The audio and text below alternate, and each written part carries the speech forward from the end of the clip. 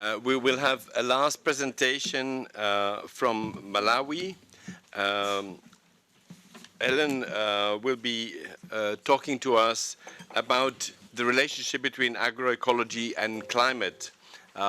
We know that climate resilience is important and is becoming more important, and we will hear about the potential of agroecology to increase the resilience of our production systems.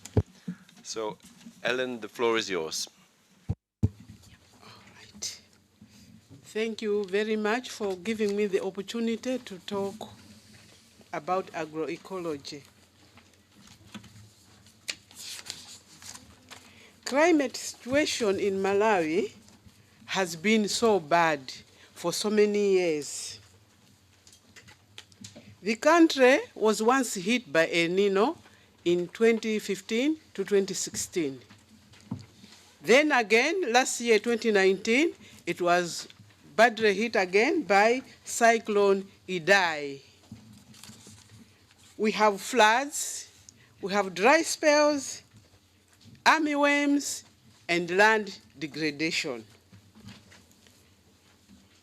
To the extent that our government has been declared a state of emergency.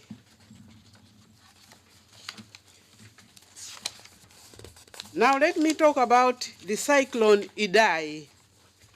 In 2019, there was this worst floods that hit Malawi. Crops were washed away, livestock was killed, and about 60 people drowned. I personally was also affected. I lost almost everything. Only the crops that I grew on upland survived.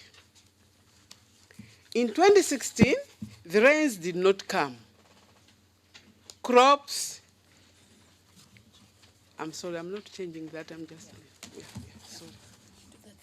Yeah, let me just, In 2016, the rains did not come.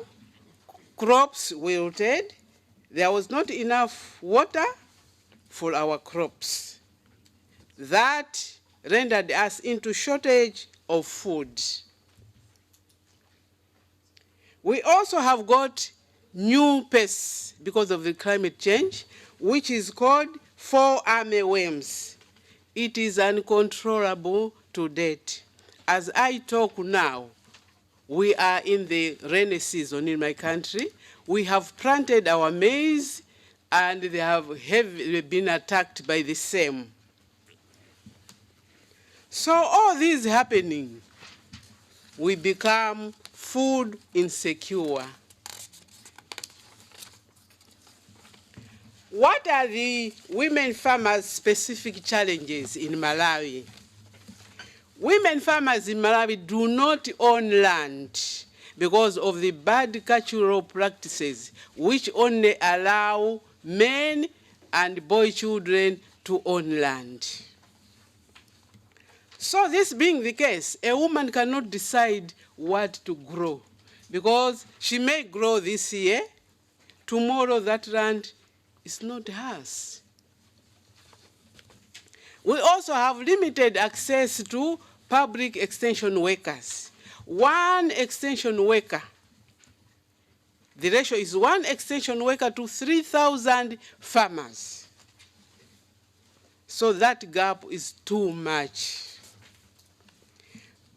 Public extension does not promote agroecology, but the private ones are with us. There is also limited participation of women smallholder farmers in decision-making processes, which result into lack of privatization of women smallholder farmers' needs. This is so because of the high illiteracy level in women.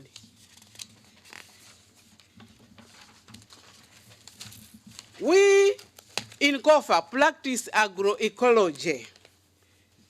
I myself and my fellow women from COWFA, We produce our local seeds.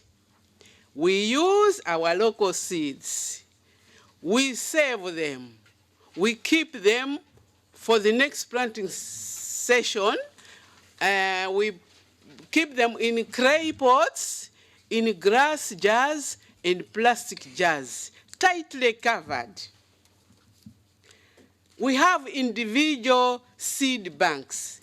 Each woman keeps her own seeds for the next growing season.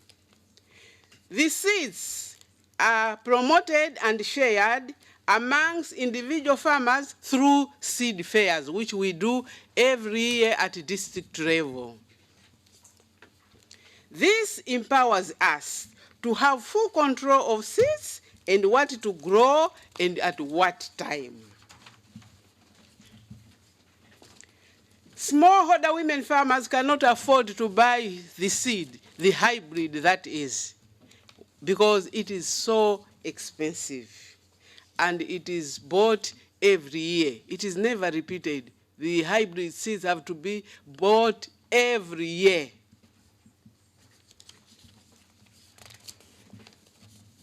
Hybrid seeds are expensive for those who use them, not COWFA. We don't use them. We use our indigenous seed. We also practice intercropping. Intercropping means planting a number of different crops at the same time on the same piece of land. This helps to curb the challenge of shortage of land by smallholder women farmers. I, myself, own 5 hectares of land where I grow 3 hectares maize, 1 hectare sugar beans, half hectare soya, and half hectare groundnuts. I intercrop. So it is maize with sugar beans, maize with groundnuts, maize with soybeans, so that my maize should enjoy the nitrogen fixed by the legumes. This technology is showcased and shared to fellow women farmers through seed fairs and learning visits. We visit each other, this area to this area, or this district to the other district, and we share the knowledge and our seed. As we do this, ActionAid supports us. It documents our practices and share them widely among smallholder farmers at all levels. We use manure in our crops. We produce manure from animals like cattle, goat, and pigs, and also from compost. We use this to make compost to apply to the soil, and we let the soil feed the plant. We also mulch our crops so that moisture is not lost. We also use traditional knowledge and practices to fight pests, like the 4-army worm I was talking about. We, local farmers, have found a solution to that. We get a small type of fish. In my country, it is called usipa. We pound it, then add sugar to it, then stir, mix that. Then we get a pinch of it and drop it on top of the maize crop. When you do that, after 15 to 20 minutes, that worm comes out. It wants to eat the sugar and the usipa I'm talking about. So when we come, we just push it down and kill it. And it has worked. The pesticides that the government distributed have never worked. They failed. It sounds, it sounds silly like, but it has worked. Really? Then, how did I start agroecology, I myself. It was this year when I wanted to send my only boy to a better school. So I used all my resources to allow my boy to go to that school. I had no money to buy fertilizer. So that year, I failed completely. So when my friend heard about that, she came to visit and said, Ellen, why have you failed? I said, I had no money. I didn't buy fertilizer. I thought that the fertilizer I had used the previous year would still work this other year. But that never worked. So my friend said, no, friend, you are just wasting your time. You have goats here, you have pigs, you have cattle. Why don't you make manure as I do? So she taught me how to do it, I did it, and I made it.